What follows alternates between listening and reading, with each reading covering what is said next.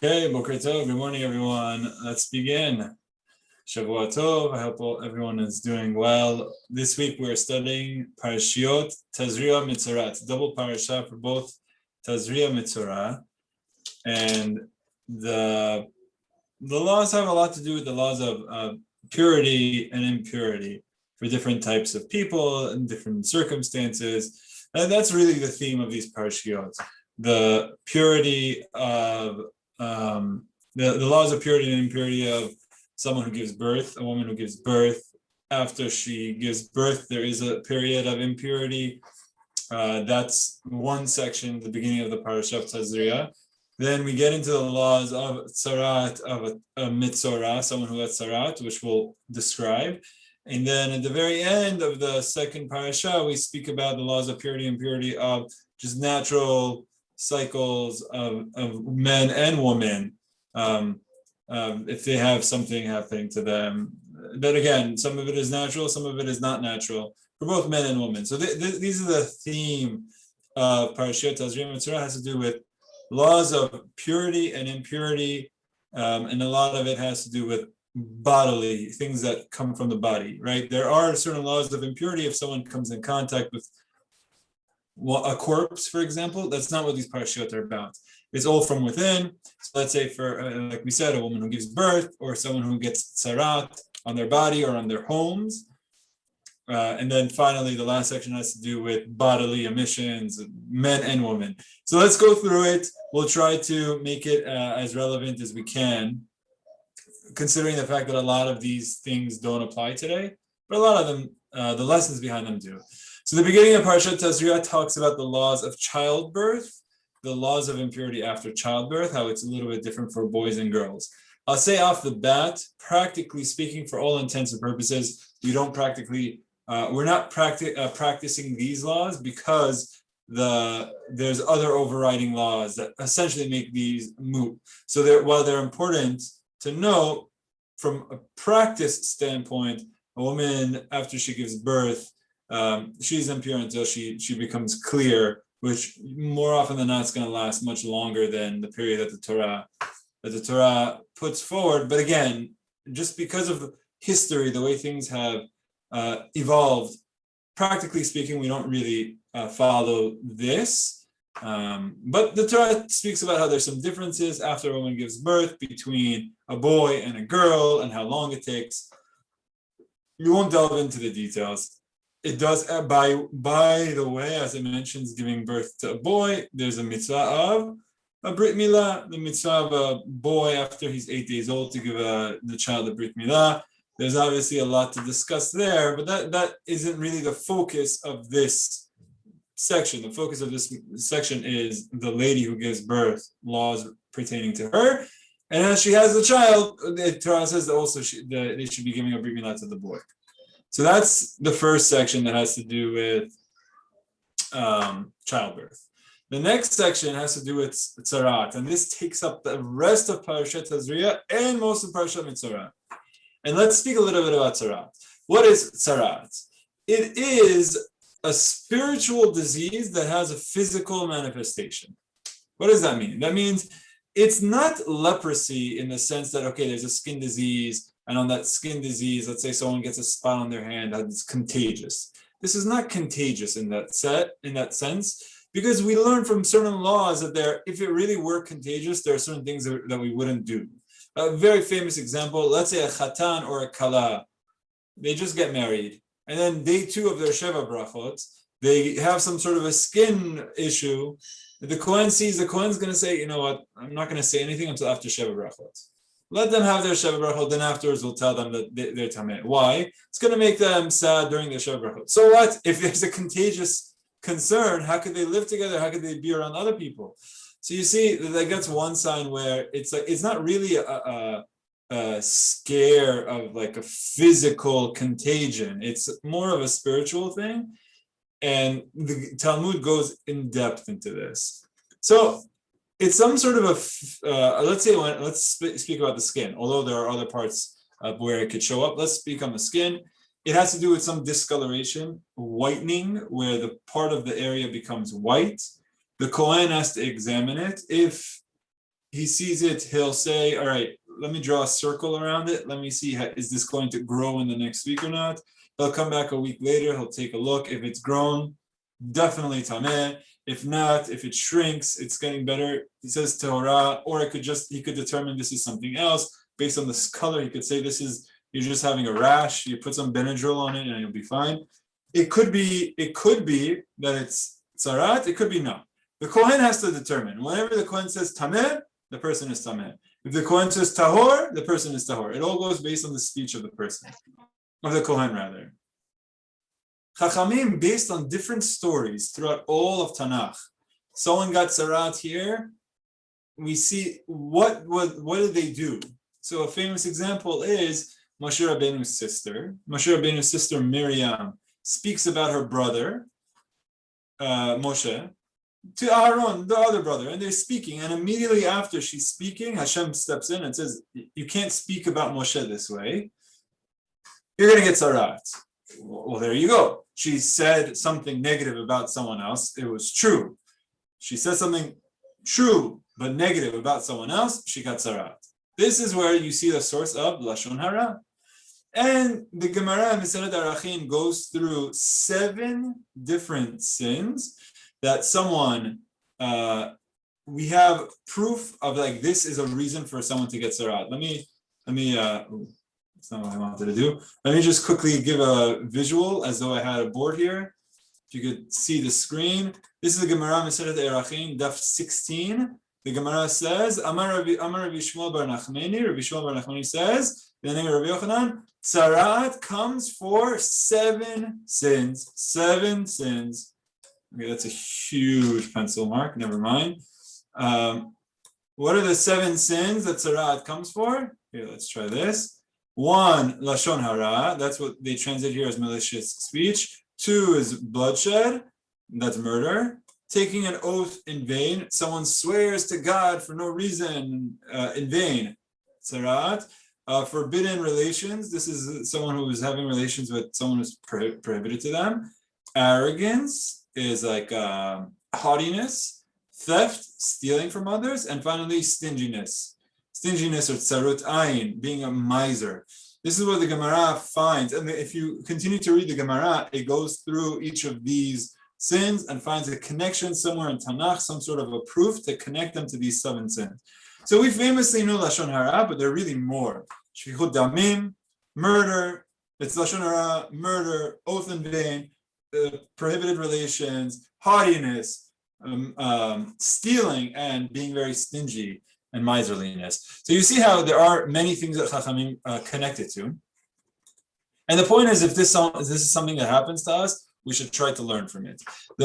Now, as we'll learn, you see in the parasha, it could happen on the skin, it could happen on their clothing, it could happen on their furniture, on their couch, it could happen on the walls of their house.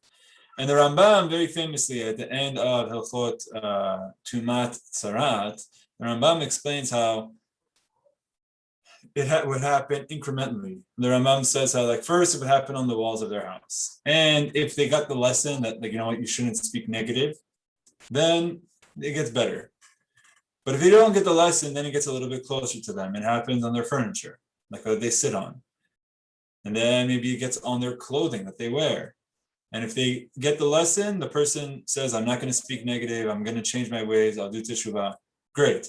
If not, it goes onto their body. And once it's on their body, the laws are very different. You see, if it happens on their clothing, you take the clothing and you could burn it, get rid of it. But if it happens on their body, now the person is tameh. The person has to leave the camp. What are the laws of someone who speaks negatively, or who gets tzara'at rather? The Torah tells us a few details about this person. Number 1, the person has to do kiryah. The Torah tells us he has to rip his clothing. Shalom Eidah. This is like someone who's mourning. They have to rip their clothing. Can't get a haircut. Again, just like someone who's mourning. It's like the person is going through the practices of someone who lost a relative. They have to tear their clothing. They can't shave they can't get a haircut. They have to cloak themselves up to their lips. Honestly, this sounds like you have to wear a mask. Like, I wonder if this is so that you don't spread your germs. I don't know. We'll ask Dr. Fauci. Then the Torah says, tameh yikra. Another thing this person has to do is he has to call out, I'm impure. And michutza machane moshavo, he has to leave the camp. So there's 5 details about someone who gets tzara'at. Number 1, you can't live it amongst other people. It's almost like you need to quarantine, and you need to go out. You can't live amongst people. And when you're there, you leave your clothing. You have to rip your clothing, leave your hair unshorn until you become tahor, until you become pure, which who knows how long it could last. You have to you get the PCR test. The Kohen comes, checks you in his hazmat suit, and he has to determine whether you're tahor or not. And it's so funny how this is you can't help but see how there's this concept of being contagious, but it's not a physical disease. And he has to call out tameh. So Chachamim explain, why does he have to shout tameh? Why does he have to shout that? Hey, I'm impure, everyone, I'm impure. So some say so that other people can pray for you, so other people can understand wow, okay, he needs our help. But another explanation is you have to keep your distance. Don't get too close to me. 6 feet distance. It's amazing how there's so many parallels between what we've all been living as Tzara'at in this past year in many ways. But the key here is that this is for a spiritual disease, and it's the isolation is meant for someone to wake up, to spend time thinking. We're going to speak Lashon Hara about your neighbors. So what is the punishment of the crime? Leave your neighborhood. But you want to speak negative about this guy, this girl, the ones that you live next to? Okay, so don't live next to them. Go live by yourself. See what it's like living by yourself. That week, you're going to reevaluate. You're going to reassess. I want to live as part of society. So stop speaking negative about them. And hopefully, the purpose of this is not for punishment, for the sake of suffering. It's meant to wake you up. When someone thinks about it this way, what Chachamim are trying to explain to us is when there's a punishment that comes to us, our perspective should be, I want to wake up from it. I want to grow from it. I want to change. I want to improve my ways. Now, one very important distinction I want to make, though, is that this Gemara that tells us that, hey, Tzara'at comes because of sins, this is a perspective that we should have for ourselves. In other words, if I, Sabzavari, get Tzara'at, I should think to myself, it's because I'm speaking Lashon Hara, it's because I did one of these things, I'm very stingy, I'm very haughty, I should get better at that. However, if this happens to someone else, Chas v'shalom, for me to say, oh, look at this guy, he's speaking Lashon Hara all day, that's why this happened. He's stealing, he's sleeping with people he shouldn't be, he's very haughty, he's very stingy, that's why it happens. Chas v'shalom. For me to take this as a reason to believe that the person is a sinner, that's not my job. Why? Hashem's ways of acting is not the same as the way we think. Well, you can't understand everything Hashem does. I'll give you an example. The Torah tells us. The Torah tells us what happens if you have a house, and on the house there's Tzara'at. Well, you know what you have to do? You have to send everything out of the house, and then you need to break the bricks. You have to break down the walls. The Gemara and Rashi quotes the Midrash that explains how it's possible that when they went into the land of Israel, some of them moved into houses of the Canaanim that were there before them. And the people who were there before them, the Amoraim, the Canaanim that they were there before them, they had treasures. And you think they had a safety deposit box at the local TD bank? They didn't have safety deposit box at the bank. They needed to put it somewhere in the house. So what do? They dug behind the wall and they stuck some treasures in there. Or even before they plastered they put some sheetrock. Before they put some sheetrock, they put all their money there. And not just that, someone this morning told me this is what they're doing in Iran. The Jews of Iran, if they had gold, where are you going to deposit it? Especially in the times when they were concerned maybe someone would come and steal everything from them. They would bury it on the ground, and they knew, okay, underneath the third light post over there, under this spot, I dug 4 feet deep and I put my jewelry down there, right? So when we came into other people's homes, sometimes people got tzara'at on their house. They had to break down the wall, and guess what was behind the wall? Jewels, treasure, money. Then you have to ask, did Hashem give the person tzara'at because he sinned?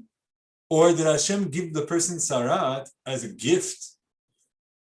Hashem gave the person tzara'at, so this way he finds out what's behind the wall.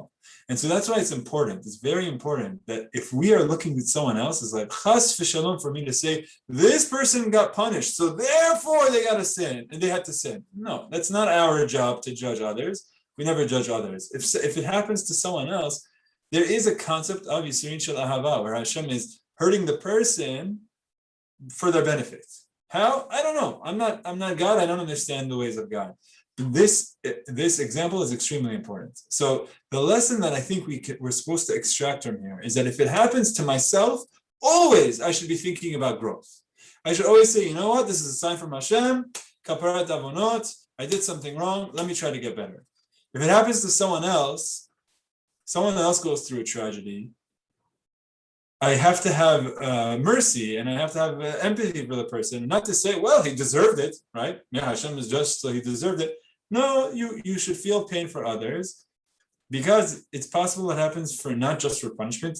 God could do things for other reasons. So again, I just want to point this out, because this doesn't mean that anytime someone gets punished, chas v'shalom, that they did something wrong. That's not our job. But what our perspective should be is that if something happens to us, we always want to grow from it. Okay, there is a few other things that I'd like to mention from the parasha. One of them is particularly important for any Persian men. If there are any Persian men in the group, there's one line that I want to read here for you. If the hair of a man's head falls out, he is bald at the back of his head, he's pure. Okay, so if someone loses hair at the back of the head, he's pure, he's just bald. If his hair falls out toward the front of his head, he's frontally bald and he is pure. Okay, Baruch Hashem, if someone loses hair on their head, it's not Tzara'at, the Torah says. Baruch Hashem. Otherwise, we'd have a lot of Persian tameh men. Baruch Hashem. Okay, so now the final thing I'll say is the very end of the parashiot has to do with the laws of nida, zava, zav. I'm not going to go into all of the details, because I think for those who it's relevant for, they should be pretty familiar with these laws. But there are very important laws that have to do, let's say, for a husband and wife, the time of the month that a man and a woman need to separate from each other. It's a very important mitzvah from the Torah. The mitzvah from the Torah is karet. So if a husband and wife are with each other, the time when they shouldn't be, it's a very severe punishment of karet, which is being cut off. So obviously that's something that man and woman should refrain from doing. Not just that, usually when there's a transfer of let's say someone is impure, if they transfer it to someone else, it goes down a notch. It's like a degree down, right? Not to get into all of the laws, but if someone comes into contact of a corpse, that person is tameh. And if that person now comes in contact with someone else, it's not the same level of tumah being transferred. However, when a man is with a woman, when she's a nidah, it's the same level. So it's very severe. Man and woman should not be together at the times when it's prohibited. Again, there's the laws of mikveh that are very important. And this is something that it's a zechut. It's a zechut for us to fulfill this mitzvah of tumah and tahara, to have kiddusha in the homes. It's something that's very private, and it's something that's between husband and wife. But that mitzvah, right? No one knows what someone is doing, because it's in the privacy of their own home. But this is something to say that even in privacy, behind closed doors, we're following the word of Hashem. It's a zechut to bring the blessing of Hashem into one's home with their husband and wife, to have shalom bayit, be'ezrat Hashem. And not to say, I mean, we follow the Torah because of the Torah, because of the words of the Torah, but there's positive aspects that come out of it that are fringe benefits. When a husband and wife, if they're together with each other every single day, there could be this sense of, route, how it becomes common, it becomes like boring, if you will.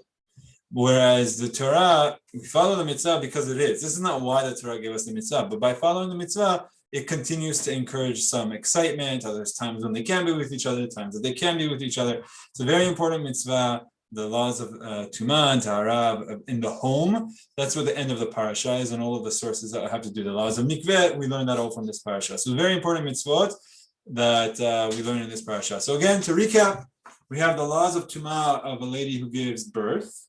We have the laws of Tumah when someone, a man or a woman, have Tzara'at on their body or on their clothing or on their houses. And we have the laws of Tumah and Tahara when a man or a woman have some sort of a bodily emission, the normal time of the month, or it's an abnormal time of the month. There's laws that have to do with that for both men and women. That's how the parasha ends. That's what these laws are. Practically speaking, since we don't have a Beit HaMikdash, a lot of these laws for korbanot don't apply. However, the laws of nidah for a woman obviously do apply, very much so. And the laws of like learning from our lessons to try to improve, and something happens bad in our life to try to use that as an inspiration to do better, that always applies. So we learn the lessons and try to improve in our daily lives. Okay, with that, I'll pause and open it up for any questions.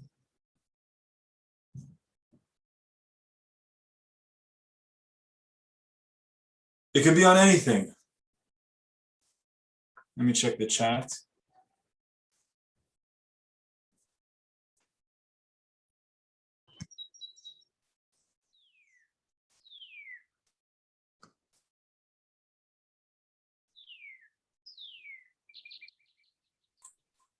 John, do you have a question? I guess I'm trying to like wonder what do you think is the main takeaway as far as how Tzara'at like applies to us today? Like obviously we don't know what it is or if anyone can get it but what do you think we should be taking away? Yeah. Okay, excellent question. Like how can you make this applicable to our lives? Here's one thing that I'll say. I'll say the fact that we don't have Tzara'at today really is a bad thing. Why? Because let's say someone got Tzara'at, right? And it's so very clearly tied to sin. That's like a wake-up call from Hashem, where Hashem is saying, hey, listen, I love you. You're my child. You're my son. You're my daughter. I love you. You're doing something wrong. And I'm giving you a very clear sign that you need to improve something, right? The connections are there. Nowadays, it doesn't happen, right? So now what could happen is someone can be doing something wrong and there's nothing that's going to pull them out of that. So it's to a certain extent, not having Tzara'at is actually, having Tzara'at would have been a blessing because it keeps us on the right path. So I think what we want to do is we want to look for things that happen in our lives as inspiration to get better. You always want to have inspiration to get better. It doesn't mean that this happens because of that, right? Okay, you know what happened? Oh, I was walking down the stairs and I fell and I hurt my elbow. You know why? Because once I was doing something with my elbow and I hit someone with my elbow, so Hashem's punishing me back. Maybe not. I don't know. I'm not a prophet. You're not a prophet. So we never want to say we know exactly why something happened. But that attitude of saying, you know what, something happened with my elbow, it's because I did something and I want to get better at it, better at what I did wrong. That is a good attitude. Because looking at what happens to us in our lives as lessons from God to improve, that's a good perspective. Not from the side of, I know exactly why this happened. You know, someone was saying how they had some pain in a certain spot in their hip, and they want to know, why do I have pain in this hip? Can you find out like the exact reason? No, I can't. I'm sorry. I don't know why this happened to you. Maybe nothing happened. Maybe there's nothing wrong. But to take that perspective of I want to improve, that's always a good perspective to have. So John, to your question, what can we learn from the laws of Tzara'at? I think the main thing that I take away from it is that when something happens to me that I'm a little bit upset about, try to find some positive from it to teach you, I want to get better. This is showing me I have a small weakness in this area. I want to get better. And hopefully without being superstitious. Without being superstitious, of course. Not to say like, oh, this happened because of that, but instead to say, let me use this as a wake-up call to try to get better at something that I know I should get better at. Got it. Thank you. Of course.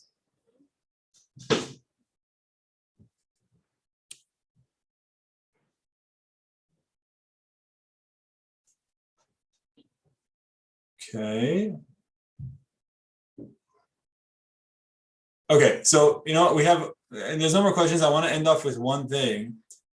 Paradox, trivia. The Torah says that if someone has a spot on their skin, they become tameh, right? Tzara'at. There is a very paradoxical section of the Torah that talks about someone who becomes entirely tzara'at. You guys know this? It says in the Torah, here, let me find it. Talks about a situation where someone's entire body becomes tzara'at. Im paroach tifrach hatzara'at ba'or v'chiseta hatzara'at et kol or hanega. Mirosho ve'ad raglav, from head to toe. Let's say someone becomes tzara'at, like a tzara'at ball. The person just becomes tzara'at from head to toe. Everything that the Kohen could see, the Kohen looks at him and he says, tahor v'tiharet hanega. He says, yeah, you're pure. What do you mean you're pure, Kohen? You need to get your eyes checked. The entire he's a ball of tzara'at. So then, no, he's tahor. And then all of a sudden, the next day, uvyom hira'ot bo basar chai itma. The moment the Kohen sees some healthy flesh come through, okay, all of a sudden over here, he sees some healthy skin. He says, oh, you're tameh, you're impure. And if it goes back to being tzara'at, oh, you're pure. This doesn't make any sense. If someone is 100% tzara'at, he's pure. The moment that there's some basar chai, some healthy flesh, now he becomes impure until all of the tzara'at is gone. So you explain it to me. How does this make any sense? Someone is 100% tameh, 100% covered in tzara'at, he should be impure, right? If someone is 5% tzara'at, he's impure. He has tameh. 10% tameh, 50% tameh, 95% tameh, 99% tameh, 100%. Oh, he's tahor. It doesn't make any sense.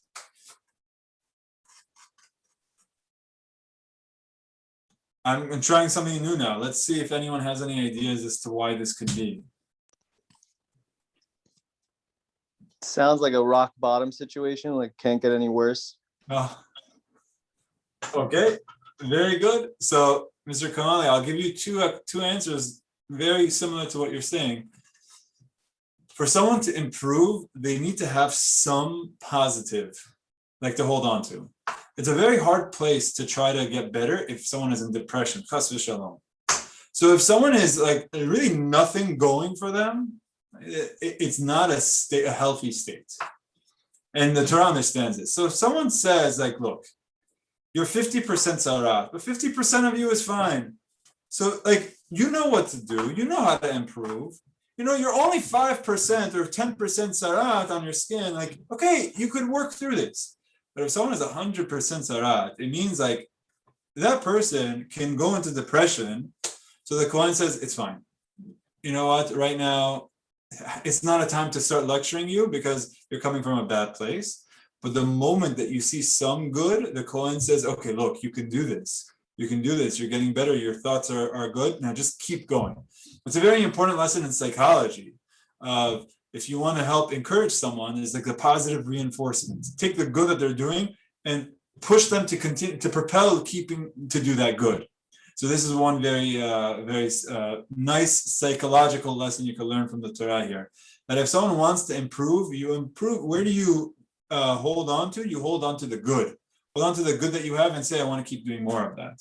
So if someone doesn't have any good, shalom neda, the Kohen's not going to say tameh because he knows like that could hurt the person. And that's not what the point is. The point is for them to improve. So you know what, let it go. But the second that you see some positive, now the Kohen says, okay, you're tameh now, because I know I have confidence that you could get better and you could come out of this. It's a very nice lesson from the parasha. Okay, we'll stop there. Shavua tov, everyone. Be well. I hope to see you all next week in good health. Shavua tov. Bye. Thank you, Rabbi. Thank you. Shavua tov. Thank you.